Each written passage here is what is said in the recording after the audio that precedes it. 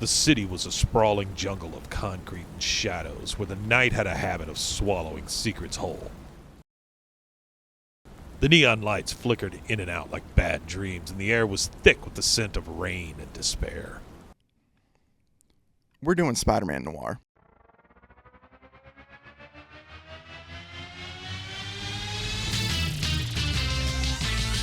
Frozen heroes.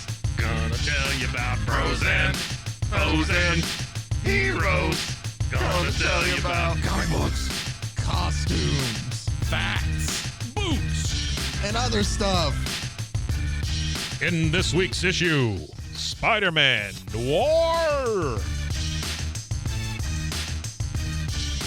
Welcome into Bros, Foes, and Heroes. I'm Zach, joined as always by the, I should start thinking of these M words before the masked one, Mr. Mike. There it is. There we go.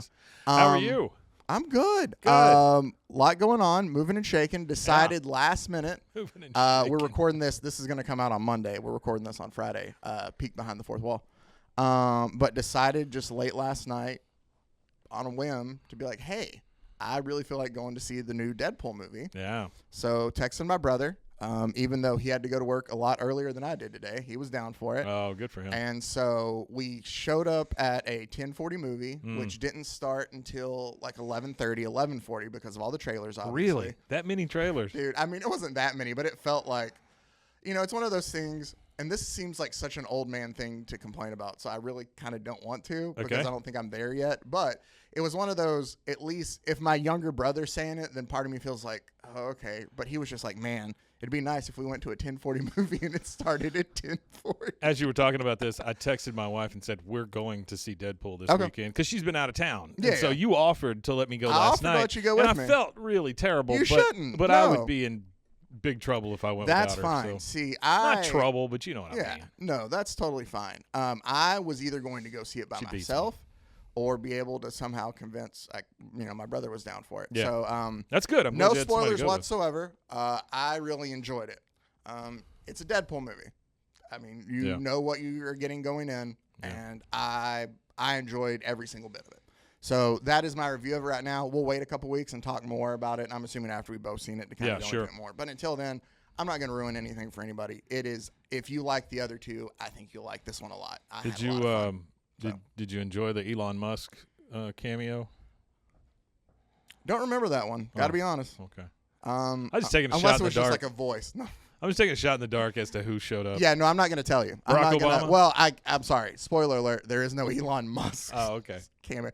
Thank goodness, I would say. But that's neither here nor there. Another thing to get into. David Lee Roth.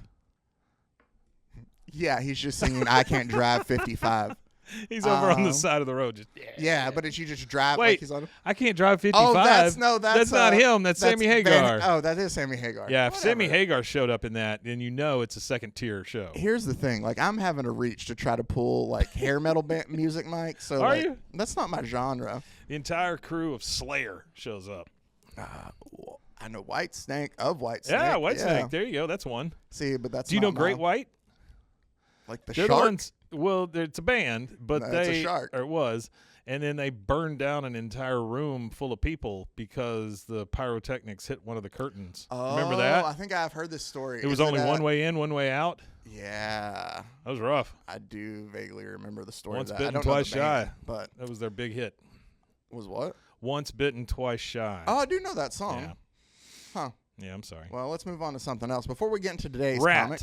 The entire I band do know Rat. of Rat. Did they show up? No. Wasp. They're on a Geico commercial, aren't they? Rat? Oh, I think they are because there's rats in the attic. Yeah. With two T's. Before we move on, just one quick Donald thing. Trump.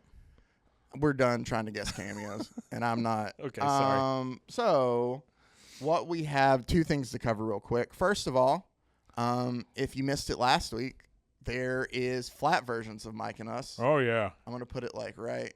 This is going to work so well, like gonna editing work and me trying to. It's going to be like right here somewhere. Remember, you're splitting the screen, so maybe put it here. Well, no, it's going to be like between us. Oh, okay. I love how it may or may not show up with us just like pointing at stuff that may or may not be there. Wherever, yeah. I'll put the link in the description again, just because I think it's fun and silly, and it's us. Oh, it's great. I want people to cut us out and put us in terrible situations. Yes, color us too if you want to. Or you can just leave us black and white. I mean, I don't see color, but if you color us, you can just tell us. But the thing is that it also kind of has a feeling of like some of those old black and white pulp comics that way. What I mean by that. The last thing to get into before we get into today's topic, which I mean we're already like 5 minutes in and I haven't told you, Spider-Man Noir. Is what we're going to get into. But before we do that, I decided to put up a poll on YouTube, on our YouTube channel. If you want to go check it out, Bros, Foes, and Heroes, to vote on what we would be doing next, because I like to get any sort of interaction from you guys that I can. Yeah. Put up the 4 books that I had like sitting down of like, I'm thinking of doing these 4 next. This was great, too. This is our first poll. And it's something that I'm definitely going to do more in the future. Well, not only that, first poll and over 2K. Over 2,000 votes. You. So thank you guys. For voting. That's awesome. A lot. Thank you. One title ran away with it. I would say has almost half the votes, 49%. It's almost 1,000 of the 2,000 Kinks votes. Mason. No, can't wait to talk about Kinks Mason. So Hellboy, Seeds of Destruction. Yeah. It's the first story. I think it's for the first 5 issues of Hellboy that Mike Mignola did. I think John Byrne actually did the script for it too. I've told you this before. I love the first 2 Hellboy movies. Yes. Great movies. And I think the second one is freaking outrageous because Del Toro got to use everything in his bag, and it was very well done. See, I've never seen any of the Hellboy movies. Plus, I haven't actually read the comics either. I know of, and I know things about. I've always loved Mike Mignola's art. He not only did like Hellboy, like he worked as like a work for hire guy a lot for like DC and Marvel. So there's a lot of stuff he did, but like he was the artist for Gotham by Gaslight. I know that he came back and did the Doom that came to Gotham for Batman stories, but there's other things. I'm pretty sure he was the penciler for there's a 4-issue 1985 Rocket Raccoon series that I think he did. That was some of his earlier work and stuff too. But anyway, it's art that I've always enjoyed, like the way it looked. It's a story that I have a feeling that I would always, enjoy reading. So next week we are going to do Hellboy, Seeds of Destruction, and I will probably have a new poll up on either Monday today or Tuesday. Can one of those poll things be Sergeant Rock something? You want a Sergeant Rock? I would like a Sergeant Rock, yeah. I will find a way to get Sergeant Rock in for Mike. Thank you. But yeah, so make sure to check out our YouTube channel for the next poll coming up to vote. I'll probably keep Wolverine Old Man Logan was second at 27%. I might keep that on there just because it was the next biggest vote getter. Sure. Wonder Woman Dead Earth, I've heard a lot of good things about, and I want to read. But I will at some point in time maybe just do that personally. Anyway, next week, Hellboy, Seeds, if I could talk, Seeds of Destruction. Let's go ahead and get into today's. I have my library copy here, as I so nicely blocked their barcode. But Spider-Man Noir. What would it do? I don't know. Oh, okay. I'm just being okay. But we have Spider-Man Noir today is what we're going to cover, which is essentially the story of Spider-Man back in 1933, Mike. Noir. Look at him go. He is. So it looks weird. The cover, he's very much, we'll see. I liked more in this. I liked more the villains. Not to say that it's not a good story. Yeah. And that Peter's not enjoyable. Well, I just kind of like the way they did. It's real weird to see Peter Parker with a gun. It is. Well, that's the thing. This Spider-Man's a little bit different. This is also, I will tell you, they're working on I don't know if it's live action. I thought it was animated, but they're working on a Spider-Man Noir series at Amazon. I think it's Nicolas animated. Cage. Yeah. That Nicolas Cage is supposed to voice because he voiced the character into the Spider-Verse movies. Well, Nicolas Cage is one of those actors that for $7.99 he'll show up at your house. Did you ever watch The Weight of Unbearable Talent or whatever with him and Pedro Pascal? And here's how much I enjoyed it. Okay. Brought it up to my wife the other day, and she goes, "We watched that," and I was like, "Really?" She goes, "Yeah, it was kind of funny." It was okay. You don't remember it? Though? I guess I slept through it. Why do you hate Nicolas Cage so much? I don't hate Nicolas Cage. I really don't. I think you do. And I love Pedro Pascal. I think he's fantastic. Great. But saw one of the trailers we saw last night was the new Gladiator trailer that he's really, in. Yeah. Not so sure I'm cool with that. Here's what I will tell you: out of all the trailers I saw, and I'm not. Is it Ridley Scott also?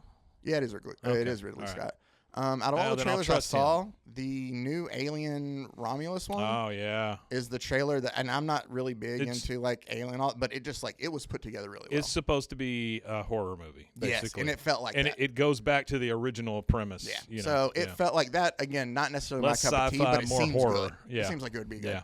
All right, let's go ahead and get into Spider-Man Noir. It was just a 4-issue series originally. There have been more add-ons.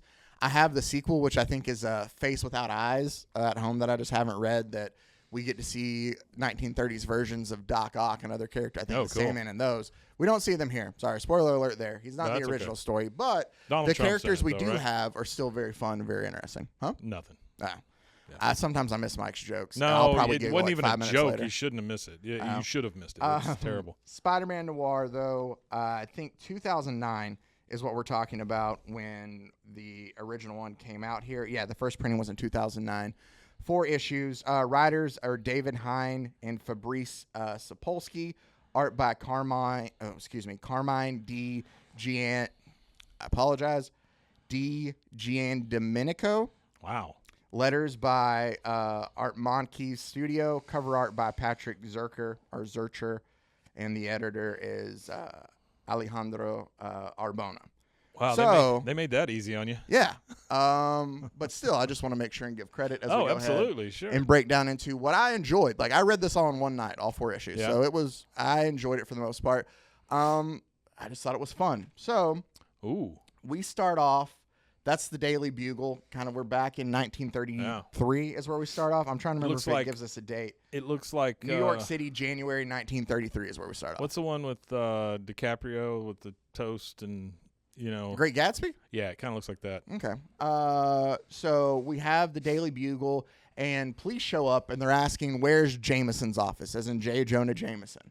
Mm-hmm. And the secretary tells them, like, well, he's right here. And they're like, well, we just got a call that he's been shot. Like, where's he at? They break down the door to see Spider-Man on the desk with a shot J. Jonah Jameson with pictures kind of all over his desk. And he has a gun in his hand. He does have a gun in his hand. So if you were cops and you busted in here, it would look like Spider-Man just killed J. Jonah Jameson. And for people that are just listening to this instead of watching it, Spider-Man is completely in black. Yes. No web things on him. We'll get an explanation of like his suit right. and I'm why just it saying looks like that. That's what we're getting now. It's very Spider-Man. Spider-Man Noir because it has those like noir detective story type feel to it. The grizzled, like the 30s type look and stuff. So it's a lot of like he's wearing like a black trench coat kind of almost look. He has a mask, but it has almost like goggles for the eyes kind of. It's like it's like steampunk Spider-Man. Exactly. If you've seen Into the Spider-Verse, just think about that one sans the hat. He doesn't have the hat. Yeah, he doesn't have the hat. But it's still like the duster cool goggles, and the black. Yeah, it's a really cool look. Yeah. And so Spider-Man tries to tell them like, hey, it wasn't me. And they're like, drop the gun. And he ends up kind of webbing them a bit and jumps out the window as they shoot after him. And he is able to barely escape. So he's got webs and a gun? He does. Huh. Okay. What we then is we get a kind of flashback a bit. We move our story back a bit and we see this photographer. Do you know Ben Urich? He worked for the Daily Bugle. Do you remember the season 1 of Daredevil? Okay. I didn't watch it. Anyway, Ben Urich is a photographer for the Daily Bugle. Okay. He also helps Karen Page in season 1 of Daredevil. He's a character in there that I'm pretty sure, spoiler alerts, but I mean, it's been out for like what? 8, I 9 years now? I think it's fair game. But season 1, I think Ben ends up dying in the series too. Oh, wait, I hadn't watched it. So, but still, Ben Urich is a photographer for the Daily Bugle. And so he's kind of going around these like camps of like, what do you call it? I remember like they built them. Of course, I'm blanking when I'm sitting here. Like would build these just like makeshift kind of settlements for people. They're like internment camps. Yeah, in a way, but it's not. It's like there's nowhere. They're not held there, though. No, but it's like they squeeze so many people into these apartment buildings. It's overflowed, so now they make like makeshift housing that they stay in. That's kind of like homeless shelters. Like I remember. Well, I think that's where like shotgun houses and things like that came from. I remember because they're so small in size. If we want to get historical, like with like the Black Dahlia murders and stuff that in like was that Cleveland? I thought it was Los Angeles. Huh? I thought Black Dahlia was Los Angeles. It is Los Angeles. What am I thinking of? There's another serial killer that was in Cleveland around Drew this time. Carey? No, I don't think so. No, he hosts okay. The Price is Right. Anyway, they talked about like these, like there were a lot of these kind of like camps along the Ohio River that they would. They're basically build poor up camps. Is it's what like they are. Yeah, like transient kind of It's like where Great Depression. People had to have a place to go. Because that's what we are. We're in 33. We're right in the middle. Yeah. Like while Mike looks up on the TV, I'll go ahead and pull from my copy here to find what I'm looking for. But what we see is Ben Urich goes around and he is taking pictures of all the people here at these, he calls them shanty towns. There we go. Shanty towns. So, but Ben Urich is going I saw around. them open for Great White. Shanty towns. Did great. they? Yeah. The more you know. Shooting star. 3 bases, which I thought was too many. And no drummer. Yeah. But so Ben Urich is taking pictures for the Daily Bugle to kind of show off how bad things are in New York, obviously. Sure. Triple J Jonah Jameson wants pictures of how bad things are out there to sell paper. Get me pictures. Urich is writing stories and taking pictures of just the awful things out there. And we come across an old woman, May Parker, who is out there rallying the troops. I know old May Parker. She is. Well, she is definitely old and frail, like any May Parker you would think. She doesn't marry Doc Ock. Except the one in right? trouble. Okay. No, not this time. Or maybe they already have and they're annulled. I don't know. This isn't young May Parker either that's in trouble. This also isn't May Parker who teams up with Franklin Richards to try to defeat Galactus. That is a Marvel what if we'll get into at one point in time. Franklin Delano Roosevelt. I'm pretty sure they're saved by Twinkies. So saved by Twinkies? Yeah, there's something to do with Twinkies. I like in the that sound one. of that. So, but May is like rallying the troops about how, savior. You gotta, the system's corrupt. Like you gotta fight for yourself. Like you gotta rise up. Sure. And we see these enforcers, which are the same enforcers that are from the original Spider-Man stories that Steve Ditko and Stan Lee did, of Ox and Montana and Fancy Dan. Oh, wow. That's the 3 of them right there who you see. Fancy Dan. Fancy Dan. Fancy Dan knows karate. Ox is a big, brutish guy. And I'm pretty sure Montana is good with a bullwhip. Just seems like a wrestling team. He does. Well, it's a 60s name for sure when they made him. But like I'm saying all 3 of them. You bring all 3 of them out together, and they're like the Ghost Riders in the sky, or something. Well, they're called the Enforcers, so it like fits there too. You go. Yeah. But they helped out like they were like a group of like small time criminals that Spider-Man fought early on. But they also would eventually work for Green Goblin as like henchmen, and they work for the Goblin. Oh, air quotes. The Goblin, Norman Osborn for Not this the Green too. So Goblin. they're still kind of enforcers from him.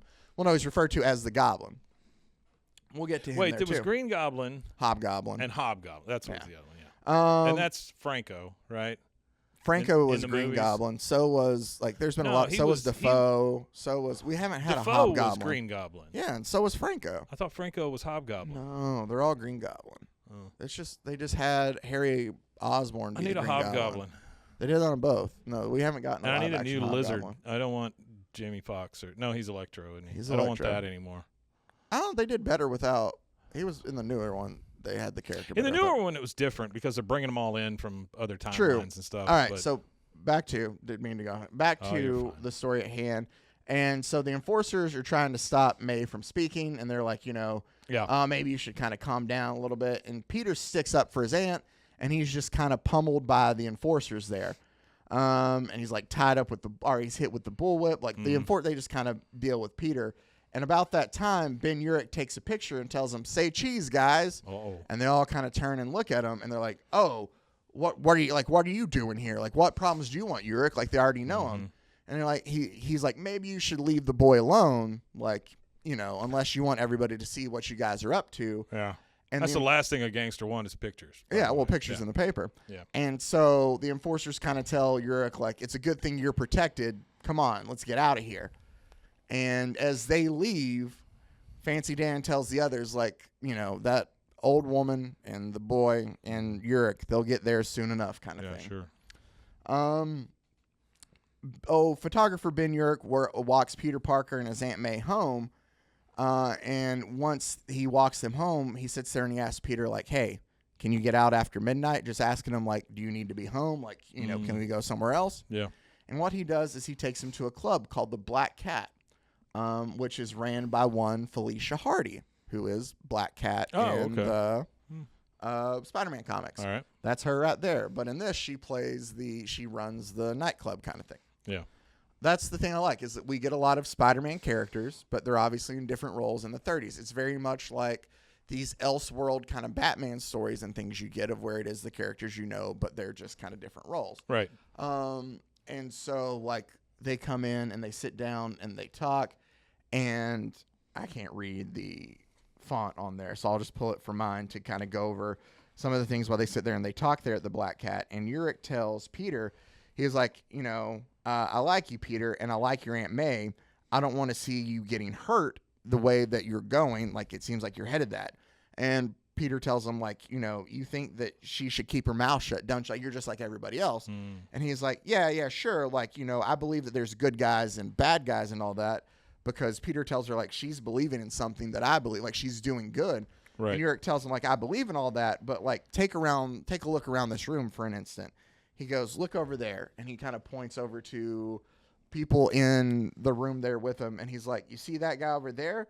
Like, you know, that's Jimmy Snyder. Like, that's the mayor, you know, kind of with the girls there. And that guy over there, that's the head of police. Like that, like he's going through and he's pointing to everybody in this club who all have their vices for something else. Sure. He's like, you know, he's the head of police. He's the head of, you know, like they're all here.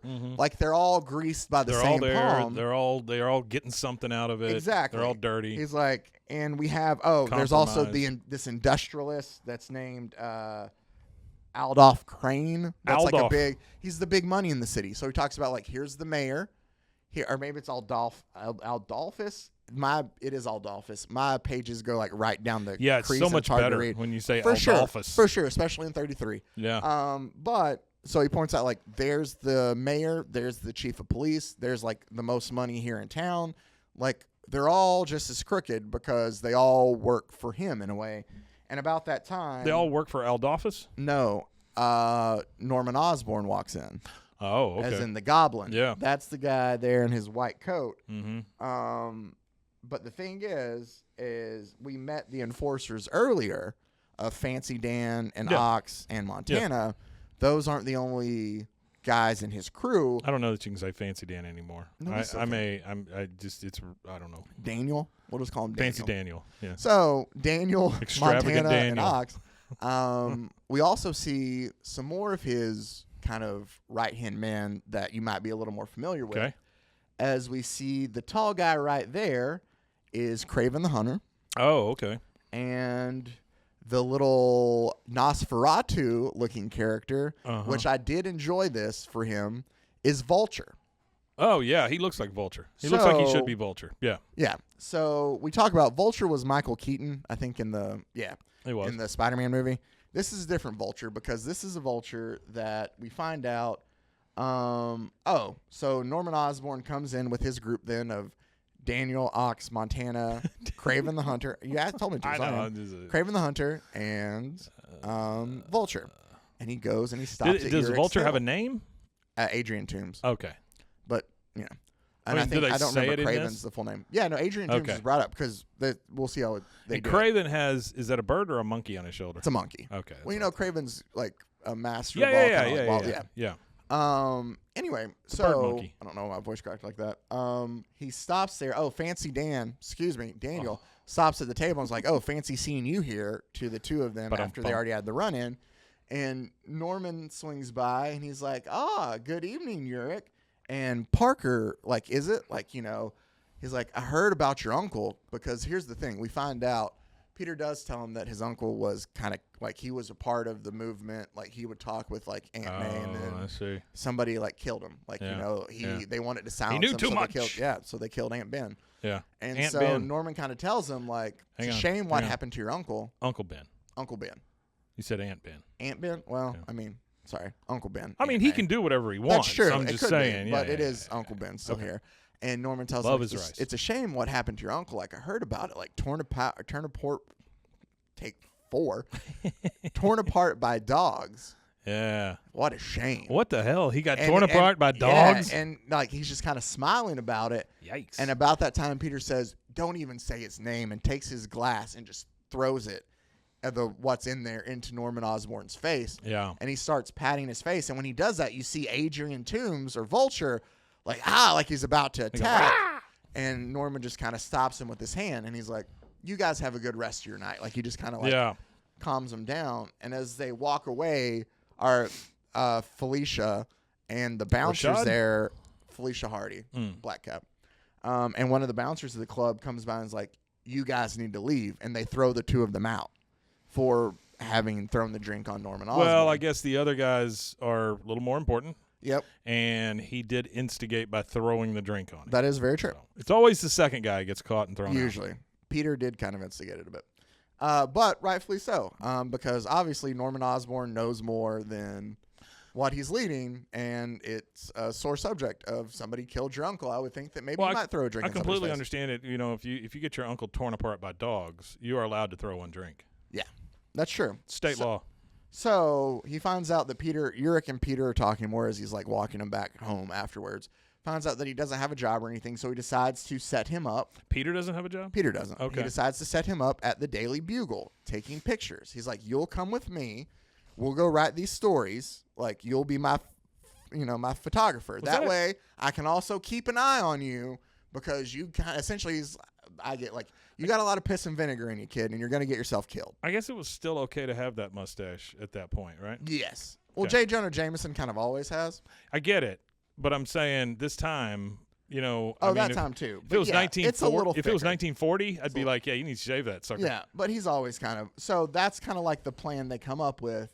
I like that. That's beautiful layout. Yeah, Uric It's tells got like him the photos of like we'll go overgoing the through, and he panels wants stuff. pictures of like how bad the city is. Yeah, that's he very wants nice. people to see that. Like I told that earlier.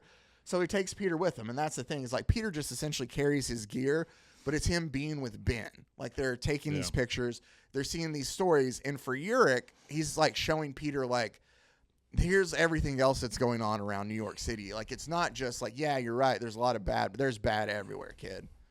And so, like, it's a cool layout, though. There's even love one. That layered look. No, I do love the way that this. I really enjoyed this story. This is Very one that I nice. liked a lot from start to finish.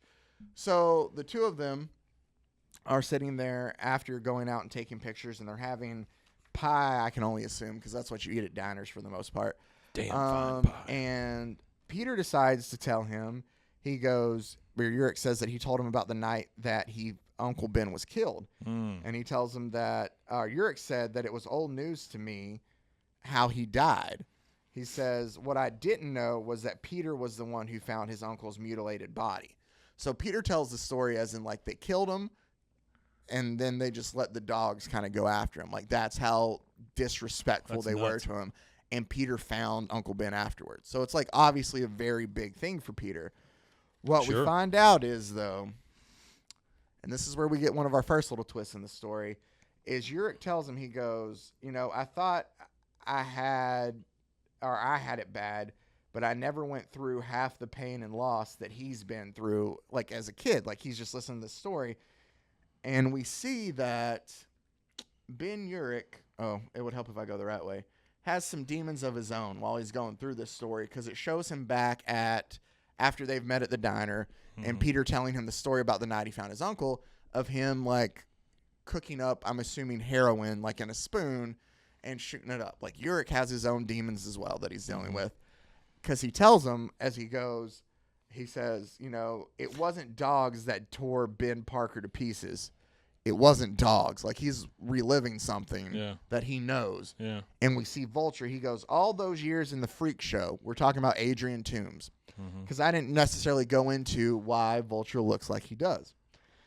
Being treated like an animal, something happened to Adrian Toomes. Adrian Toomes, in this story, was a geek, Mike. Oh, okay. What a geek was back in the day, before it was given to nerdy guys like me, is a circus performer who would... Sideshow. Who would bite the heads and eat the heads off chickens. So, they have essentially turned... You ever seen that movie? I don't know. Geeks? Yeah. No, I haven't.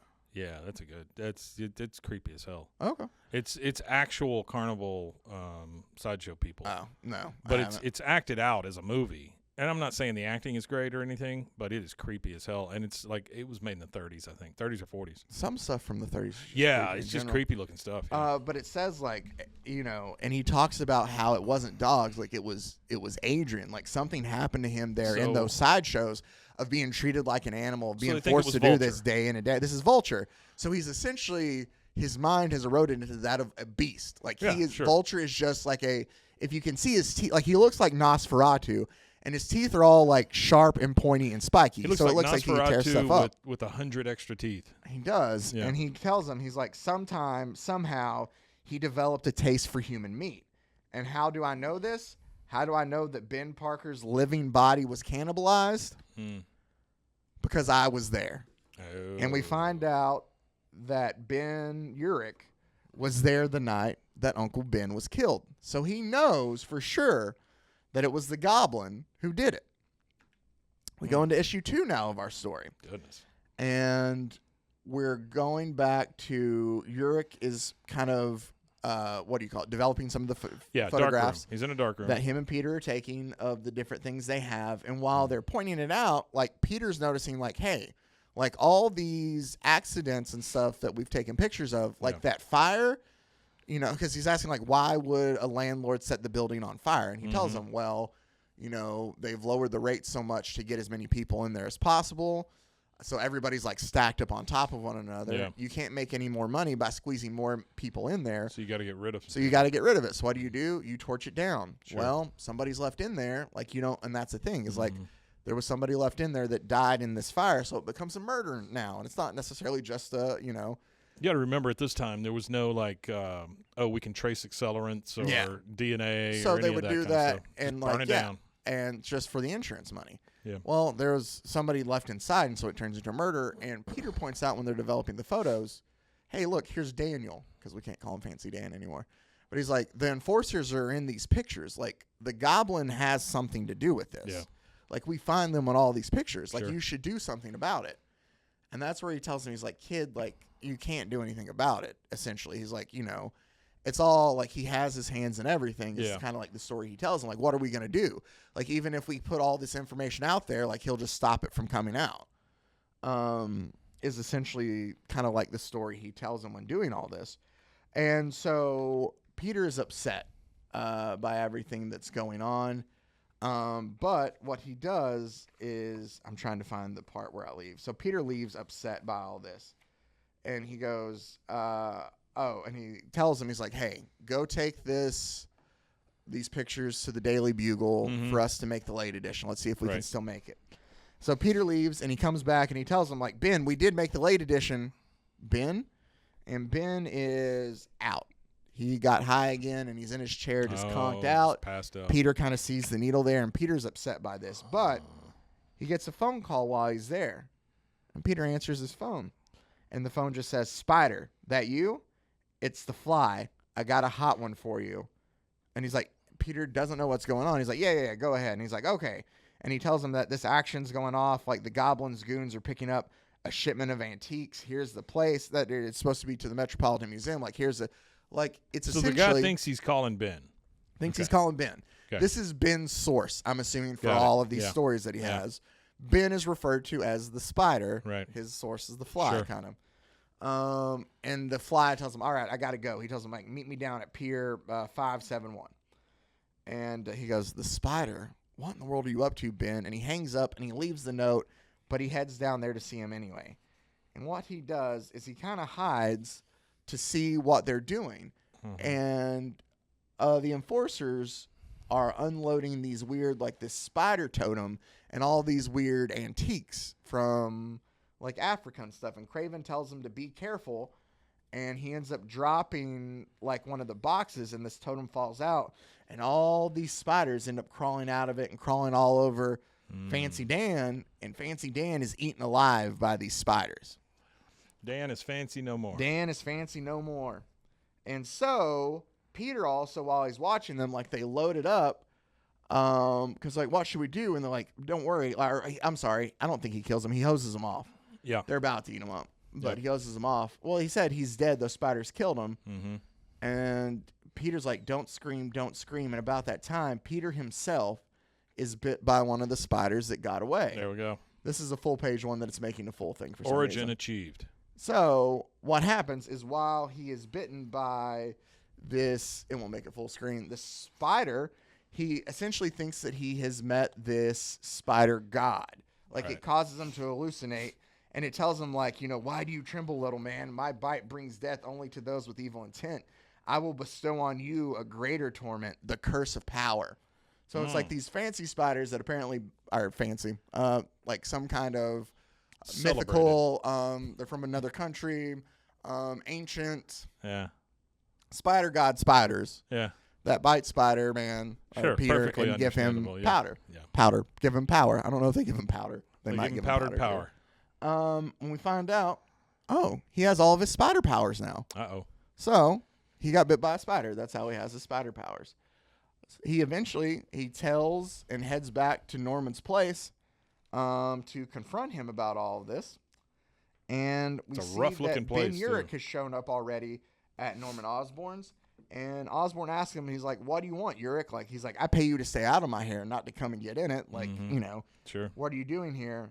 And he essentially tells him, like, hey, we have this picture of Fancy Dan at that, like building burned down. He's like, it's about time that you're doing these things. And like, I have proof. Mm-hmm. And Norman's like, yeah, what do you want? I'll go ahead and buy that off of you. Like, that's fine. You just need another fix. That's all you had to say. Like, he's just playing him kind of for a junkie in a way to buy the pictures from him. And he's like, go ahead, pay the man. Like, they're treating him just kind of like a...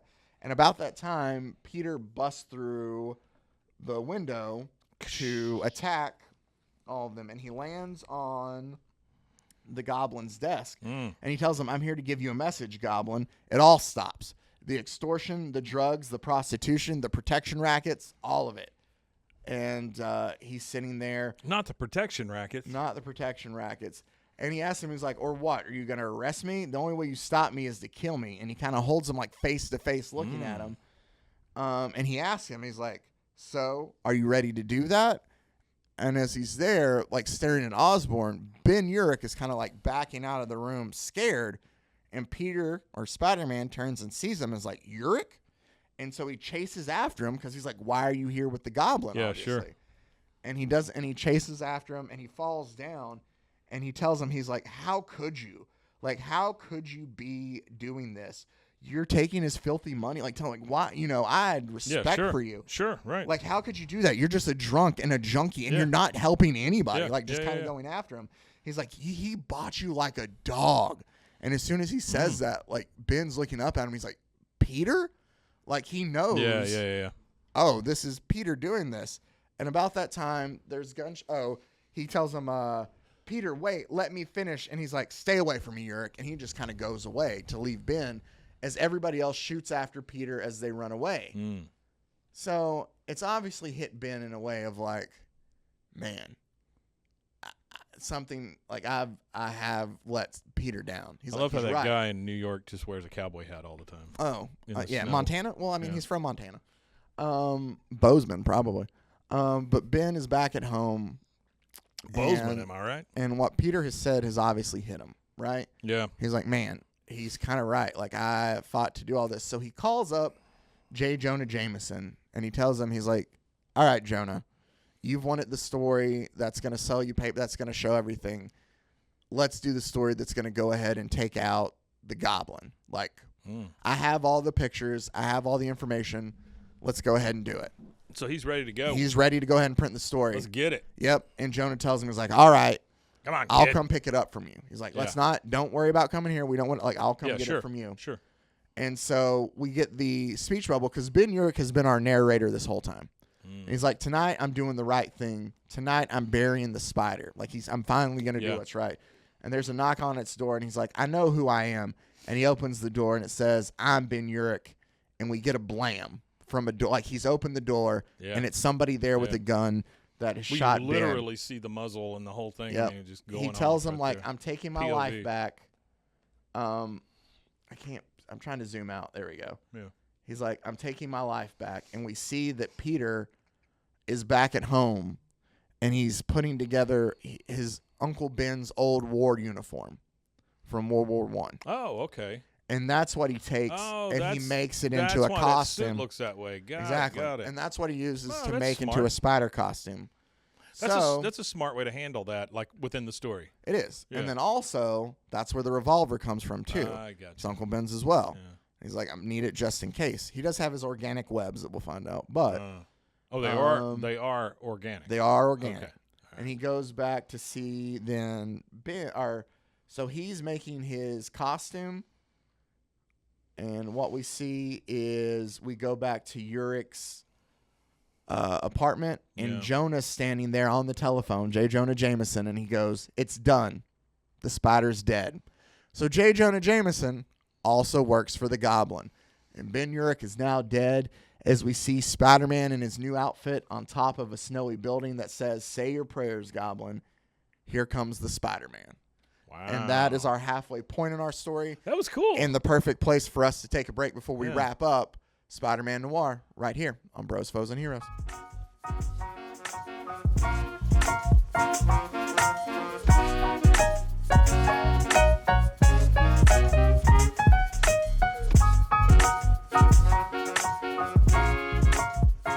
Welcome back into Bros, Foes, and Heroes as we continue covering Spider-Man Noir, the last 2 issues of our story here to close it out. Noir. So we see Spider-Man on top of a snowy New York City skyline as he's jumping through to go see. He cuts an impressive Ben figure. Urich. You know? He is. Yeah. Like, it looks like, I like the costume. Cool. It is cool. It's like a makeshift, but it's like a cool makeshift costume. Honestly, it's if Batman were Spider-Man. That's kind of what he would look in a way, like. just without those giant long ears. Like those ears can suck. he had on. Rock and Roll Must Never Die. Batman Fortunate Son. Yeah. So, oof. While we're here also, he decides to go and pay Ben a visit still, and that's where he's the one who discovers Ben is dead. And that's why he takes his mask off. He's like, no, not again, because, well, he had also lost Uncle Ben. Technically, that's 2 Bens. He lost Ben Urich and Ben Parker. Gang. If you're Ben, you should never be friends with Spider-Man. If that's your name true. is Ben. That's absolutely true. Yeah, Ben Shapiro was his friend, too. And well, is that? I don't know. I just made it up. I don't know. It's the only other Ben I could think of. No, Ben Affleck was his buddy. Ben and Jerry. Jerry's fine. Jerry's great. Ben, not so much. Well, I can't make that. There's a never mind. So, go see Deadpool. He's Cherry Garcia his way right out of here. Cherry Garcia his way. So he's obviously upset about this, rightfully so. Yeah. And the cops are there taking pictures of it. And while they're taking pictures, they're like, all right, so the kid Parker, like, he finds the body, and we'll just say that, like, he did it. And they're like, no. He's friends. It's like, let's wrap this thing up. I got stuff to do. He's like, he found him dead. And, like, how are we going to go with this? Like, can we pin it on the kid? And that's like, nah, like, he called it in. Like, we can't do that. Yeah. And they're like, looks like we'll just leave it as unsolved. Yeah, because the people that call it in, they never do it. No, but sure. Like, Peter can hear them just talking about it, and he's just like, oh. Yeah. So, we then see, though, that Norman, we flash back because they're like, oh, all right, like, you know, Peter, like, you can go ahead and go. Just don't leave, don't leave town if you have any questions. Norman is very upset. And he's like, this? You come to me with this? He is very upset. And we see that Jonah is there in his office. And he's like, he goes, they didn't call the spider for nothing. And he's like, what do you mean? Where are the files on him? Like, I paid you to do all this. Like, you know, he's like, the Goblin. Oh, Norman Osborn is like, find this information. Like, he has it on me. It's somewhere. Yeah. Do your job, find it. Yeah. He's like, if you're holding out on me, and he like kind of pulls a gun on him. He's like, no, I'm not. I'm telling you. But this is the problem with being friends with gangsters, you know. Exactly. Or accepting favors from gangsters. And so he tells Jonah, he's like, well, then who has it? Find it.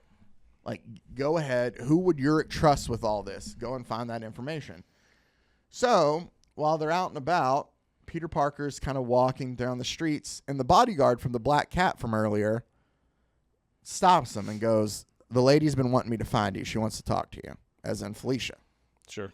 So they go back to the Black Cat, and Peter's taken upstairs, and we see Ox sitting at the bar there as he's sent upstairs to go see Felicia. Having a very frothy beer. Yeah. And so while Peter goes and talks to Felicia, she says, Peter, like, I know what you thought of Ben, and he called me last night and told me that the old me you knew was about to what do you like essentially like the old me is gone. Like, right. You know, I'm gonna do something finally is what she says that he called and told her. So at least one other person knew about him trying to go straight. Yes, and it was Felicia because at one point in time, I kind of went over it a bit, but Ben makes the reference that I think Felicia's the only girl he kind of ever loved. Like he always had a thing for her. Gotcha. But she tells him like, he what's not to love about a girl who's in sunglasses all the time? Well, just right now. But says that told me you knew about the drugs and that he was taking money from the goblin. Ben was no saint. I know that better than most, but he was a better man than you think. Is what he tells him. Okay. And prove it. Yeah, and she's like, I know. Or Peter says like, I know. And she cuts him off. And Felicia says, what you don't know is that he was going to risk everything to expose the goblin and the rest of this to come. Like that's why he died. Yeah. It was because of you, Peter. She's telling like he finally decided to do something because of like what you said to him. Mm-hmm. And she opens her safe, and she essentially gives him everything that he had. He was like, he came, he gave it to me, and he told me to give it to you, that you would know what to do with all this. Cool. So he takes the papers, and he leaves, and he goes back home there with Aunt May, and he's trying to figure out what he wants to do with everything. And May comes in. Ooh, May looks angry. Yeah. And she goes, do you want to talk? I know that Mr. Urich meant a lot to you. And Peter tells him, like, no, like, Urich, he was just a coward. Like, he wasn't. And Aunt May does look angry at that. She goes, she's very angry. I only met him once, but I'm pretty good judge of character. And she's like, he goes, Aunt May, you don't know. And Aunt May stops him and goes, I don't know what, I don't know what he did or didn't do, but he did right by you, so you do right by him. Right. So she goes like, you hear me? And Peter just kind of like, can I ask you one thing? Go ahead. Who's Urich? Ben Urich's the photographer. Okay. Do you think that's a veiled like Hamlet reference? No, Ben Urich has been a... Right, I understand that. I'm saying as far as like the creation of his name and his character. Oh, I have no clue. Do you think that came from that? Potentially. I like can look it up later. Poor Urich, you know, that kind of thing? Yeah, I don't know. It might have been Alas, but I mean, he's been around for a long time. Okay, I just didn't know. Here's the thing. I don't know who created him, but yeah, sure. Yeah. I mean, there could be. I don't want to say no. But I'm not going to lie and tell you that I know for sure. But they've never referenced that, to your knowledge. Not that I know. But there are a lot smarter people out there about this than me. We get Ben Urich's funeral, and while we're there, Jonah walks up to him. When you see the red around Peter's, that's kind of his spider sense. Gotcha. So he feels that like there's something off kind of about Jonah. He looks like Hitler. That's what's Triple J wrong comes with and talks Jonah. to him, and he's like, hey, I know that like you and Urich were close here lately. Like, had y'all been working on anything together? Like, is there anything that he told you about he was working on? He's fishing for the papers or for the information. Sure. Peter tells him like, no. It's like, you didn't tell me anything. There's nothing really that I know. And he's like, oh, okay. Well, then, that's fine. Got to go conquer Poland. Yeah, all right. Well, let me know. Take care. And he follows. Spider-Man kind of just sits there and tracks and follows to see, and he takes the information that he's gotten from Urich, and he slowly works on taking out little different spots in the Goblin's kind of like operation. His empire. Yeah, things here, there, and he leaves a calling card of the spider every time he does it. Oh, that's cool. That's like, see like the little business card in the webbing. Yeah. That's the equivalent of showing your face with your Spider-Mobile. Yeah, exactly. It's the presenting, even though I did have somebody in the comments that I do have to say. Yeah. We didn't think about it that way. I know I didn't. When they brought it up of like he used to do it before he had it on the car. Yeah. And he goes, think of the commenter. I'm sorry, I don't have your name right offhand. Brought up, think of it as like Stone Cold Steve Austin's music when the glass breaks before of like, oh, you're about to get your ass kicked. And I was like, okay, I can appreciate that. See, now that makes I never thought about it like that. That makes it way cooler. It does. Anyway, we get a Daily Bugle cover of like, who is this Spider-Man? And it's like 8 legs. Like, they draw him because you're going off of what everybody's told you about him at this point. And the Goblin is pissed. He's like, I'm tired of this. Like, enough of this Spider-Man. Mm-hmm. And all the other like big time crime bosses are there, and they kind of tell the Goblin like, hey, who's the dude in the big fur coat? He's a no name, like bigger mafioso type, I guess. But he's like, hey, we come to you for protection. You're not protecting us. I mean, like, maybe there's something else there we got to do, but you should fix this. Like, that's what they're sitting there like. The Spider-Man is a threat, and he's a problem, and you're doing nothing about it. Right. So that's when he's like, we need to figure out who the spider is. Like, I need to kill him. He's like, it has to be the kid, that Parker kid or Felicia. Like, knowing all this. And that's about the time that Ox says, Felicia Hardy? He's like, I saw the kid. Like, I saw Parker, the black cat, going up to talk to her in her private room a couple days ago. And he's like, you saw when? When did you see it? And he goes, I think maybe like the day after Yurik was killed, man. Like, and he's like, thank you, Ox. Thank you for sharing that with us. Like, now kind of, And he's like, I want Parker. I want to clean house. All right, he goes, and it's time to clean house. Like, tell him, like, it's time to get rid of everything. So Peter's flipping through all of his information, trying to figure out, like, what he needs to do. Well, he's also sitting on the edge of the building like Spider-Man would in normal comics. He does. Now. He's like perched, he's like sitting up there perched, looking. Yeah. He's like, okay, James. Oh, he's reading the paper about who Spider-Man is. Right. And it's already, we get the first of, like, painting Spider-Man to be this awful, like, person, which is a very Same Spider-Man thing. trope. Sure. He killed Magneto. So he's like, all right, Jameson, you Not want Magneto. grit and integrity? Who was the guy he killed in what? the movie? They thought he killed Dome Boy. What's his name with the dome on his head? Gyllenhaal. Oh, Mysterio. I kept thinking Magneto. I couldn't think Mysterio for some reason. Yeah. Well, you were saying, he killed this, killed that, or whatever. Yeah. And I was saying he killed and so Spider-Man tells him, like, Jonah always wanted grit and integrity for his paper. We'll give him grit and integrity. There you go. And that's when he shows up at the Daily Bugle office with his gun, and he's boy. like, Jameson. And Jameson He don't says, look too hot. You come to kill me? It must be an open season. And that's where he notices that Jameson's already been shot before he's there. And he goes, did the goblin do this? Like, what did you have on him, Jameson? And he goes, he's the master of disguise. You won't believe and he just passes out. And that's where the cops come out and go, nobody move. And Peter's like, it's a setup. Yeah. And he jumps out, and that's where he escapes to get out of her. We're taken back to where we started our story. He crashes through the window. They're shooting at him. Yeah, and he ends up getting shot. Like, he notices, like, because he's bleeding out of his arm. Right. So he goes to clean himself up, and he starts digging through Ben's, like, paperwork a little bit more. And that's where he's like, there has to be something here in Yurik's file. That's cool, because it shows the pictures that he finds in there. Of the goblin and of Kraven the Hunter. More like the characters, right? Because the Vulture, he looks like the Vulture in this. Yes. Kraven is standing there with a tiger. Yeah. So, so he looks very much like Kraven. We're getting there. And so it's sitting there. He's like, they're all here. I recognize all of the goblin's men except, and he notices, and he's like, that's it.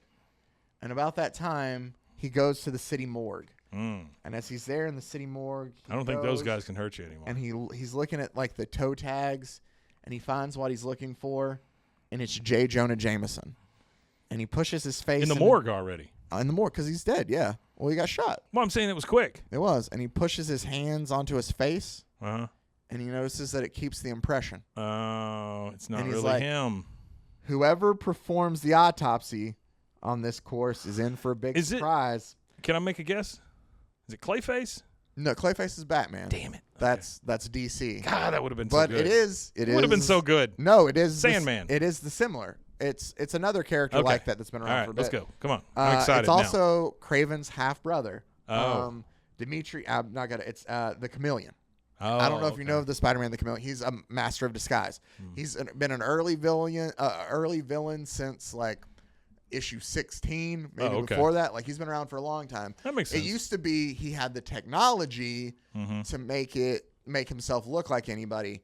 For this one, they make it where he's able to actually, because shape he's part of the sideshow with everybody else, he's able to actually shape to look like other people. That's a decent write-up. write-up. He is a master of disguise still. That's a decent write-up of that kind of stuff. Make them all sideshow people or circus people so, like, or whatever. You see like the actual Chameleon there, and how he's able to change himself into whoever. He's like, this must be the Chameleon's greatest performance. So the Chameleon's actually dead now. The Chameleon's dead. Okay. And that's where he's like, so JJJ is somewhere else. Where's J. Jonah Jameson? And then we flash Triple to J. Kraven has Jonah locked up, or has Triple J locked up next to a Tigers, and they're telling him, like, they're getting hungry. He's poking at him with a stick. And he's there with the Goblin. And then we find out insult to injury. that Injury it's to not insult. just Triple J there. They are able to get Felicia Hardy as well. Oh. And he's like, now we're just waiting for our one last guest to be summoned. And we see a knock. Peter, and as Aunt May opens the door to go see him. Poor Aunt May. And about that time, we get a, Peter, are you here? And Adrian Toombs, the Vulture, is right over Aunt May, about to pounce. And that is where we get into our very last issue of Spider-Man Noir here. And I like the cover of the fourth one. That's it's really like cool. It's like a I don't want to say like just broken and beaten Spider-Man with, Norman Osborn or the Goblin standing there behind him. With It's a a really gun. cool shot. But so the Vulture was waiting for Aunt May there in Peter's room as she entered, and he jumps down, taking her by surprise. And As vultures do. As vultures do. Well, this one we know is very much like a cannibalistic vulture. Yeah. Again, I keep saying Nosferatu because that's what it really reminds me of. Well, what do they call it? Carrion or carry-on or something like that? That's luggage, Mike. No. They're the kind of bird, right? The ones that eat flesh. Oh, there's like cannibal birds? Yeah, but I think they're called like carrion or Carrion or something like that. I don't. Because they're a I started to say a sect. They're a group of birds or a family of birds that are like vultures and whatever else is like a vulture, things Condor like that. or condors like vultures? I don't know. Maybe I can tell you. I know eagles eat meat. I know that condors eat meat. I know that vultures Black eat Condor meat. taught himself how to fly just by watching condors. Black Condor's an idiot. I thought about we had our 3-year kind of anniversary come up. Yeah. I thought about because there's 3 iterations of Black Condor. Oh, really? Yeah, I thought about because the very first episode we did was I don't know why I should have done this. Like every year we would do the next one, but we would run out by now. But I thought about doing like the next iteration of Black Condor. That would be kind of cool. Yeah, Yeah. It's not that great. Well, I'm sure it's not, but that's kind of the point of the show. Well, I don't know. I mean, it is what it is. Like I say, not that great. Like some of the stuff just isn't. I read a decent amount of things, and there's a lot of stuff that's either like not fantastical enough or like just crazy enough, or Well, it's also really hard to reboot one of those golden age. well, I'm kinda, just like some of it. It's just you read and you're like, yeah, this reads like an '80s comic. This reads like a '90s comic. Yeah. Like it just felt like it fit in with like everything else going on at the time, kind of. If you gave me the Vulture and said, "Okay, now bring him up to speed," this is basically what would come out of it. I would think. But this is in the 30s. Like I get how they're going because they're going with like the sideshow aspect. I think of even this. now he'd make a great villain like that. See, I didn't mind like Michael Keaton's Vulture No. or like Old Man. You can do Vulture in a decent way. Yeah, absolutely. Anyway, so as it looks like he's about to dispose of Aunt May. I'm sorry. I'm going to interrupt you one more time. Vulture would be great in the Pattinson Batman movies because you could make him dark. That's again and cannibalistic. This is the second and all time that we've stuff. done this. That's DC. This is Marvel again. We're in Spider-Man. Oh shit! Sorry. So it was Clayface first. You really want I'm very sorry. Spider-Man people to be in Batman? I do. I want him to cross over. Yeah. Is what it is. Dang it! I know that there's a. I think there is a Batman Spider-Man crossover actually. Really? Yeah, I think it was in the 90s. I read a thing the other I'm day. gonna have to double check now. I read a thing the other day where Kevin Feige said that he's not opposed to a crossover movie. I saw that too, but I don't see anything. Have I told you one of my? I'm sure I have, but let's go ahead and let's stop this at a complete halt. And I tell one of my favorite stories when it comes to things like that. Well, there's 2 of them. Yeah. When it comes to things involving crossovers or rights to characters and stuff like that. There was one point in time where DC was, I think it was in the 80s, and DC was doing so well in licensing stuff, but was not doing good in comic book sales. And Marvel was doing really well in comic book sales. I can't remember. I think this is from the Reed Tucker book Slugfest, which we got to interview him a couple months back. And he was fantastic. Cool. But I think that's where I got this story from. And so the heads of DC call over, and I think Jim Shooter is the editor-in-chief of Marvel at the time. And they essentially tell him, like, hey, we'll let you publish, like, our comics. Like, you write Superman stories, you write and we'll just take care of licensing of all that. And so Shooter just kind of like, wow, like that's a big deal for Marvel to essentially get the DC character, goes and tells whoever the heads above him at the time are, and if I'm getting some of this wrong still, about the deal, and he's properly told, well, why would we want that? If they can't sell their stories, why would we be able to? So he's like, no, we're not going to do that. And so they're just like, it didn't get any further than that. Like sometimes, I don't know, I find like the stories like that super interesting. Like the things that, because there's a big Marvel versus DC crossover that they did in the 90s. Like things take forever to finally come around. And then it seems like there's usually always problems or something that happens that they don't want to work together for a while again. It always seems like nobody can get, fully, everybody wants to be able to have like the final say to make sure I feel like their properties are the one that are taken care of the most. That I think it's something like that's probably never going to happen. I realize my story had nothing to do with that now when I get there, but still interesting story. Well, I personally think that we live in a time where it would not shock me if Disney bought DC. But that's Warner Brothers. I don't see that happening. I get it. Unless did you think that MGM would ever not be MGM and be sold to Amazon? I mean, you know what I'm saying? I mean these are big iconic well, we companies. say that now. Like I don't know. And then HBO's in trouble. Like they're not making any money. Well, they're under Warner Brothers now. Right. That's what I'm saying. Warner Brothers bit off too much. And they have so many properties at this point that I could see them unloading some of this stuff. I can't see them unload. No. Like, let's say the James Gunn stuff doesn't go well.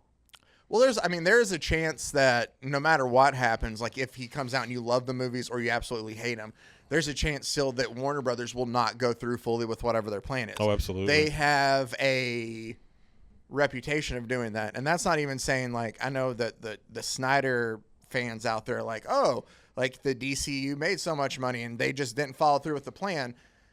That's fine. I didn't necessarily care for it as much. I thought it was a little bit too dark. That's me. Snyder sucks. It's been long documented how Mike feels about Zack Snyder. I don't like Zack Snyder. But I just feel like Warner Brothers doesn't give things, at least like their plans that they have. They don't give it the room to breathe. Like I read this week because Comic-Con was going on. Yeah. That Matt Reeves said like, yeah, we have that Arkham Asylum series or that Gotham PD series that we wanted to do that we thought was really cool. They got killed. I'm paraphrasing. And then Warner Brothers was like, yeah, but we want to focus on more marquee characters. So he was like, oh, okay, so we'll find some other way to go back to what you want to do there. Like, I think my brother and I talked about this. Man, we are really getting off track now. That's all right. Good. It just seems that sometimes studios like to find things that were popular once before, try to capitalize off them as much as they can. I don't know where I'm going. I feel that's like I'm why just going down rabbit holes. That's honestly why James Gunn excites me, because he brings in those minor characters and makes them cool. It does, but Polka Dot Man, I guess my really? point. Polka Dot Man, come on. Yeah, well, that's the Suicide Squad in general. That's the way it needed to be instead of being like dark and broody. The Weasel.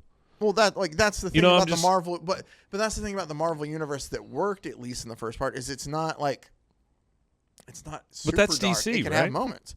Yeah, no, Suicide Squad was DC. Yeah. I'm saying, but they were at least a little bit more like they were able to play it up a bit more. Yeah. I don't know where I'm going. Oh, I just don't see, like, DC has always been, I can't see the two of them together. That will be a day that if, I don't know. I don't think it could. I think you're coming to a place where there's going to be 3 companies in the world. So that would not surprise me at all.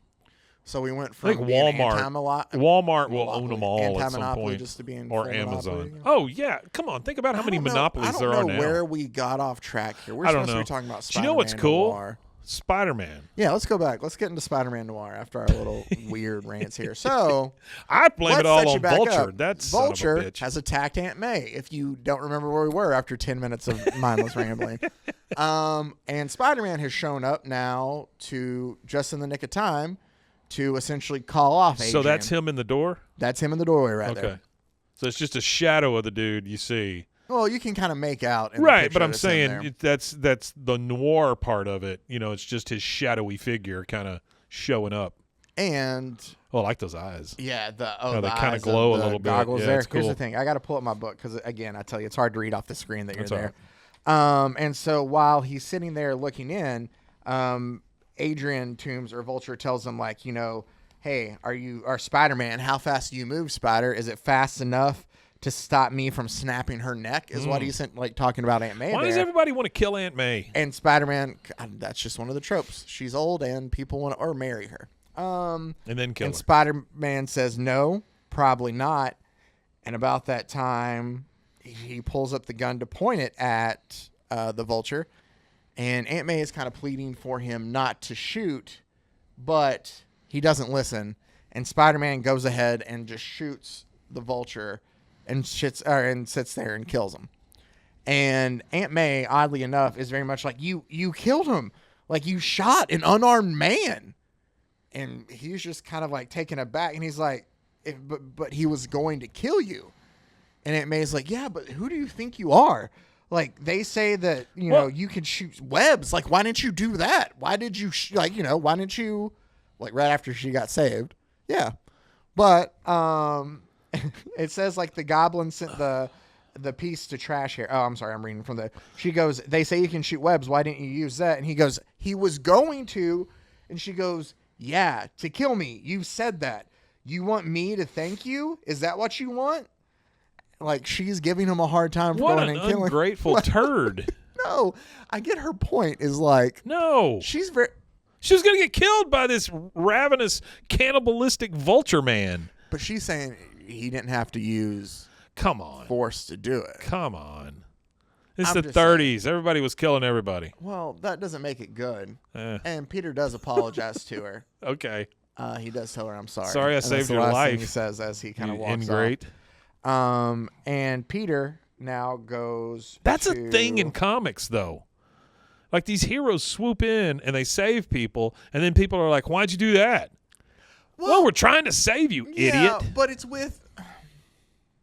it's the balance of, we're not going to get on a whole another rant here. We're talking about Spider-Man Noir. Go ahead. Oh, You're man. good. This is we'll talk about this is the another problem time. Trying to break this up throughout the day. This is another time. Gotcha. Yeah. What we find out. Okay. I don't remember where we were. So these Spider-Man people is are out looking for everybody else. And we get a flashback to, or not a flashback, but a flash to where the Goblin is with Felicia Hardy and with J. Jonah Jameson, where he has them all with Craven and the rest of his gang. Sans Daniel. Remember, no more Fancy Dan. Fancy Daniel. And so, like, Felicia is kind of confused at seeing Jonah there. I love how I've been calling J. Jonah Jameson Jonah this whole time. But confused to see... His father was J. Jonah Jameson. Yeah. He's Jonah. Confused to see J. Jonah Jameson there. And we find out why is because that she was there to get the paperwork from Ben right before Jonah showed up to shoot him. And so she's like, I knew you were the one who killed Ben. So I went back to the newspaper to take care of you. But they had already switched Jonah out with, they didn't expect Chameleon to get shot. Yeah. They just were having Chameleon fill the place of J. Jonah Jameson while they had the real one taken away. She was trying to avenge Ben's death. She shot Chameleon instead. Why didn't he just tell Aunt May about the fact that the Vulture ate that guy? I mean, wouldn't that change Uncle her? Ben? Wouldn't that change her? Oh, you think if Peter was like, hey. Yeah, but he's Aunt cannibalistic, Aunt May. He ate Uncle Ben. Is it dummy. okay that I killed him now? Yeah. You think that would have been better? That's what I'm saying. I think it would have been better. Yeah. I don't know. He's already taken a life and he's eaten She was very upset about him killing Vulture. Like, I don't think that, like, he was like, but Aunt May, he killed Aunt Ben and your Uncle Ben. I think I called him Aunt Ben again. Aunt Ben. And your Uncle Ben would have been upset that you did that too. I mean, with great power comes great responsibility. But again, Aunt May, he doesn't have the chance to be upset because he ate him. Still, I mean, you got to pick your battles. Yeah, okay. If I see a cannibal, I'm going to go on record. If I see a cannibal, I'm going to shoot him. Okay. That's it. Well, just don't do it around Aunt May. Or no cannibals. Yeah. So that's a hard line I'm drawing. No cannibals. So she essentially tells the group, like, as she's telling them the story, like, so I thought that Jameson killed Uric, so I killed Jameson. Yeah. To which Craven realizes, you killed my brother? Like what his half-brother. Because remember, he and Chameleon are brothers. Wait, who's half-brothers? Craven the Hunter. Oh, okay. Did I know that? I said it before. You just might not remember. I didn't know that then. And so, Norman, or the Goblin, grabs Felicia Hardy, like, as he's, like, shaking her about this. And she's like, leave your hands off me. And she, like, or take your hands off me. She, like, smacks him. Yeah, sure. And it scratches his skin. and we see his cheek kind of peel away a bit. Oh. And so he sits there and he's like, "Are we getting a green boy? I was going to make this quick and painless, huh? Are we getting a green boy? I was going to make this quick and painless. You always have to do something to make me mad, and you know how I get when I get mad." And so he's going to feed her to You wouldn't like me when I'm case of angry. spiders. That's true. Oh, sorry. The that's case Hulk. of spiders, That's the Marvel. same spiders that bit Peter earlier. And about that time, Oh, wow. Peter busts in, and he's able to. Oh, we get too far ahead. Oh, There's a man, lot of we got really panels. far ahead. I hate how it zooms in here. So Yeah, Peter it kind of stinks. busts in. Oh, that's a beautiful to save the page, day. though. Oh, it's great art here, and it just shows him kind of, I guess, get the drop on Craven as he falls down, and he's webbing all the men as they're like shooting at him, and he's able to get around. He's and as whatting? he's dodging, He's swatting? webbing the men. Okay. What else would you call it? I don't know. It just caught me off guard. Webbing? Webbing the men. It just Webbing sounds the men. weird. Yeah. It also sounds like webbing, like he's webbing the men, and he's webbing the men. Yes. Yeah. I don't know. That's whatever. So This should. I love the use of the muted colors and stuff in this thing, but I think it would even be if they had done like a Sin City approach, with the black where and it's white. just red I'll- in places and Well, things like that. I could be wrong. I'm not completely sure on that. I think that there might be a black and white. That's printing okay. Somewhere. Yeah, it's all I right. mean, which would be cool. It would be cool. I'm just seeing like the red on the screen here. I'm seeing like the thing roaring or whatever. That's the only part you make red. There's Just a like lot Sin of stuff. City. Like there's some Batman black and white that's like Yeah. that looks really cool. Yeah.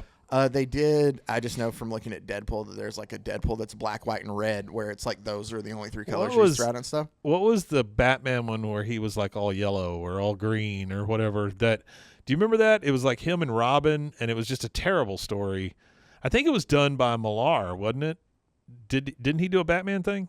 Where it was all yellow and green. Well, it's like there's this one panel in it. I just remember us talking about the fact that it was all one color, and like it was Batman, and it made him look just super weird. Well, there's the one where it's Frank Miller's All-Star It was Batman Frank and Miller. Robin. It was Frank Miller. Where, and I made a short Because about this we- recently, because they paint themselves yellow. Yeah, because we talked about the decline in Frank Miller is what we talked about. Yeah, and there was. It was that a kind great of came decline. up there. Yeah. He's He's a great artist. There Not was so much something else. story. Well, and artist and writer. I mean, his Daredevil stuff is fantastic. Oh, it The is, first but- Dark Knight. At some point, he got hit on the head or something. No, I don't know. think it has to do. We'll talk about it later off Okay. screen. All right. Sorry. Anyway, so Spider-Man's in. Norman Oh, takes this is the Felicia tiger. and uses her as a hostage. This Or is the takes her as a tiger, hostage. right? Is this Craven's tiger? Yes, that's Okay. who the tiger All right. that burst Okay. in is. So Craven's tiger that they were going to feed J. Jonah Jameson to goes to attack, like they release him to attack Jonah. Sure. And Spider-Man uses his webbing to kind of like close the tiger's mouth.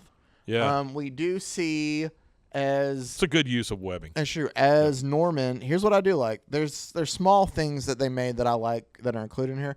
Like as Norman's taking her down this trap door, and I just kind of noticed it. Yeah. The color scheme, you got the green in there. Yeah, with it's him. starting to become And- green and purple. And her, like that looks almost exactly like Yeah. Black Cat's suit. Her parka, Yeah. like the way it fits. So there's small Yeah. little things like They did that. a good job with that stuff. They did. How strong is his webbing? It's not really covered in here, but I think it's like pretty strong. It's I mean, pretty in this super story, strong, It's right? pretty strong. Yeah. Like he stops buses and crap with it, I right? mean, there's a time. Yeah. I mean, I think it's different depending on the rider. That would but- be so handy around the house. Like instead of like duct tape, you just like shoot a You cabinet or say something. that, but you have to think like it's sticky all the time. Oh, It doesn't dry, Yeah. does it? I don't know. That's what I'm saying. I don't know. I think it would be very interesting if somebody would tell me the chemical makeup of this webbing that comes out of his arm. I think there's a book about. Well, I saw a book once. I Oh, there haven't read it. I has to probably be. should. That's about the science of superpowers. Yeah. That maybe I need to. It's an old There book. Maybe I need to go- absolutely has to be, I would So- think. Because I'm sorry, I know you want to get back, but there's also like a book on cartoon physics. Like I was always interested in the physics that it takes for Wile E. Coyote to run Yeah. off a cliff, and he doesn't fall until he looks down. Well, it's because he doesn't realize he's I falling get off it. a cliff. I get it, but I'm just saying I think the cartoon physics thing is cool, and I would think the same thing with superhero whatever. Fair enough. You No, know, there 'cause- is a book on it on Yeah. both heroes and villains. That Oh, I that's wanted cool. To read. Yeah, I would love that. So they're trying to escape through the sewers, and Felicia kind of tells Norman Osborn, like, "You're finished. Like, he has all the information on you. He's taking out your gang. Like, you're done. The Spider-Man's, going to take care of you. And about that time, he's like, shut up. Like, I heard what you, like, he's very much like getting angry. And we see like a nice play of like the shadows over there of like him kind of creeping through the shadows. This is where the Teenage Mutant Ninja Turtles come in. Teenage Mutant Ninja Turtles. No, that's Daredevil. Oh. But he kind of pounces on Norman and tells Felicia to run. So now it's just Spider-Man and Norman Osborn left. And I'm saving the page. I'm not going to go to it until I explain it. I understand. And so the two of them are wrestling with one another. Yeah, I do.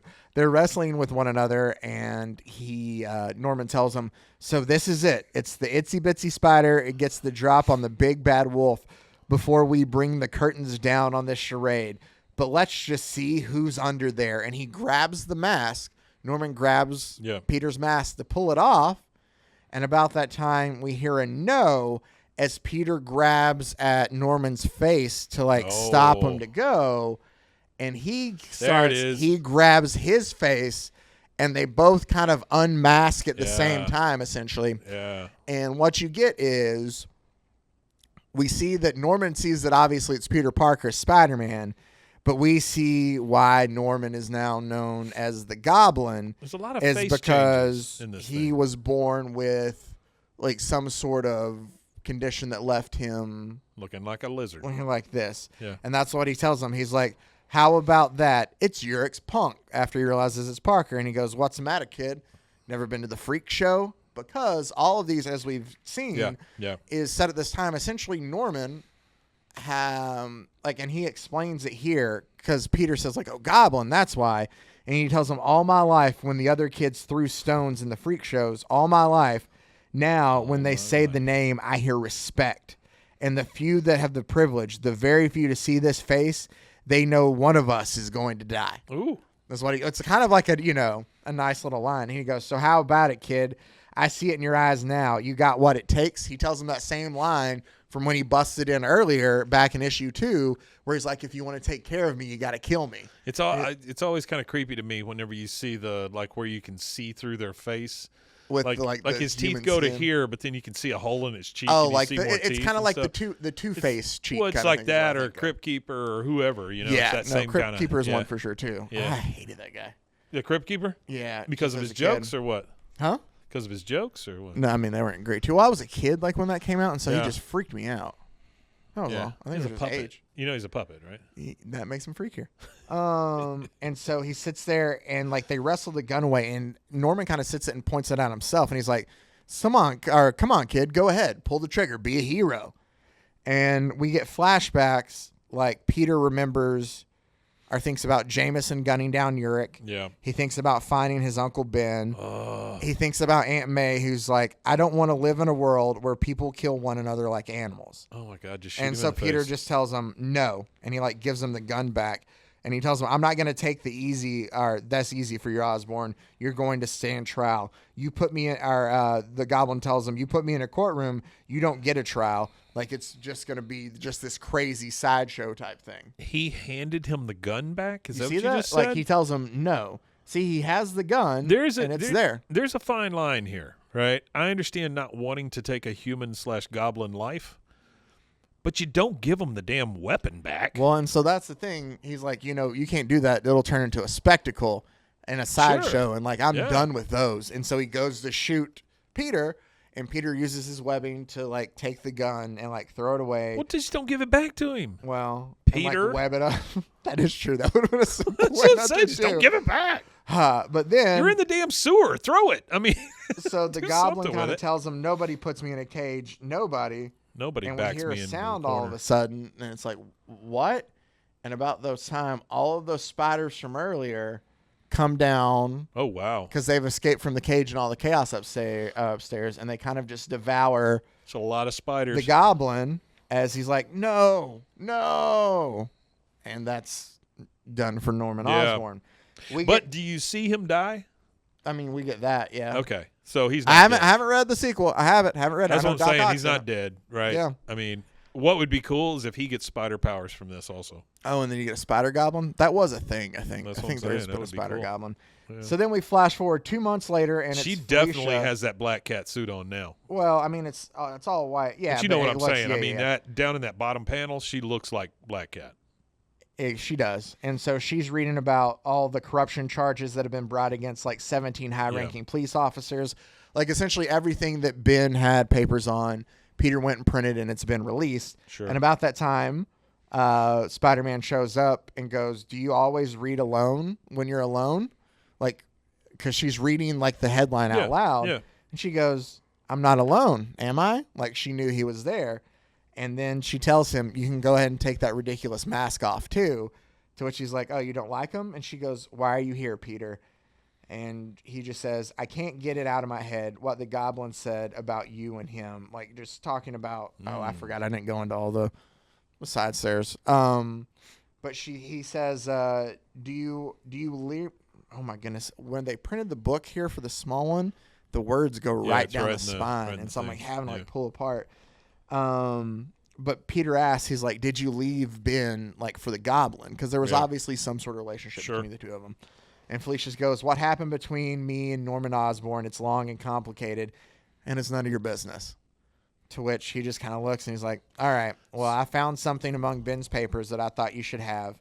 And it's just this nice little picture of the two of them together. Oh, okay. As he sits there and he jumps out the window. Like she looks at it and she looks back up and he's not there anymore. Yeah. And it takes us to our last page that just essentially says, "The long, cold winters has finally ended. The goblin and his cronies are dead or in custody. Roosevelt is in the White House because, I mean, we're around that time. And J. Jonah Jameson is once more sounding the clarion call for liberty and equality from every newsstand in the city. It looks like nothing but good times ahead. Even so, Aunt May is still on her soapbox, still fighting for the rights of the common people." It also talks about how there's power growing overseas, and it talks about Nazis because comic books love to talk about Nazis. They do. And then it says, "But it's okay because there will always be good guys to kind of go and fight." And it ends with, "And in the end, when all's said and done, good guys always win." And that's where it closes out. That is not true, but nice way to end a comic book. Yep. And so that was because that Spider-Man right Noir. That right there, right? Yeah. The black panel, blue smoke. That's cool. Looks cool. Love it. As we look at the back, I think they have some of the wow, yeah. Oh yeah, variant covers for it. That's Sin City right there is what that is. Yeah. That's like the original I did they had for the suit and stuff. Oh. We're just flipping through the back of the collected edition out here for Mike to look It's kind of cool though. Character designs and stuff like that. There is the hat in the design. We didn't see it anywhere in the comic, but it is in the Spider-Verse movies. But there you go. So that is Spider-Man Noir here on Bros, Foes, and Heroes. Figured we... It's a good story. Yeah, it's good. We did something good. It's a decent story. Here's the thing. We're going to do something good next week, too, because... You say it like you're surprised. Well, no. Like, I just feel like people enjoy some of the ridiculous, but maybe I'm wrong. Maybe they just like hearing us talk about comics. No, I don't. No, I think they like the ridiculous one too. Anyway, this is a poll though. It was a poll. We put up to vote, winner. so we're listening to the people, all 2,000 plus of you that have voted, and we're going to do Hellboy: Seeds of Destruction next week, which is the first kind of 5 issues of Hellboy. Not the first appearance. I found out. First appearance was in a San Diego Comic-Con preview. It's just like 4 pages of the introduction to the character. So that'll be. I might go ahead and cover that then too. It's all black and white, but it's really cool. I like the character. So we'll go ahead and dive into Hellboy next week. Wait, so it's all black and white? No, not the story. The one from the Comic-Con. The 4-page. The first story. Gotcha. I was thinking like a Teenage Mutant Ninja Turtles thing, like when they first started the black and white comics. With Eastman and Laird. Because it was cheap. Yeah. Well, I mean, black and white comics were also big in the They were. They had a resurgence. There was a. There were too many of them, honestly. There really were. Like Marvel, the UK publications, I think it's the Mighty World of Marvel or something like that, would print like black and white reprints of like the old Marvel stories there in like the 70s and stuff. Well, you know what's in black and white that you love? What's that? Sweet Meat. That was in there. I think out of everything we've read. Yeah, that's the worst.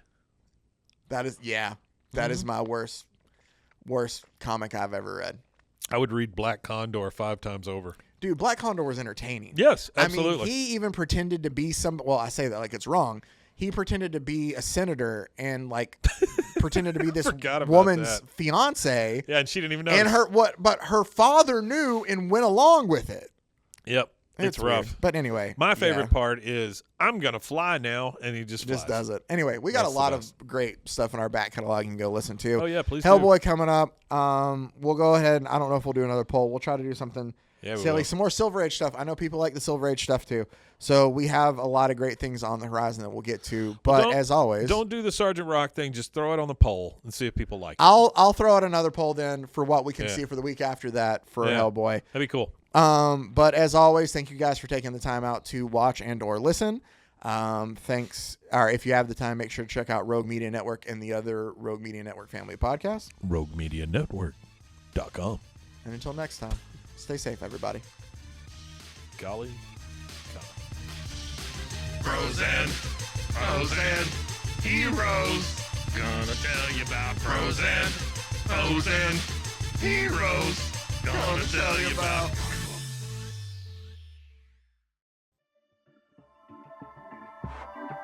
This has been a Rogue Media Network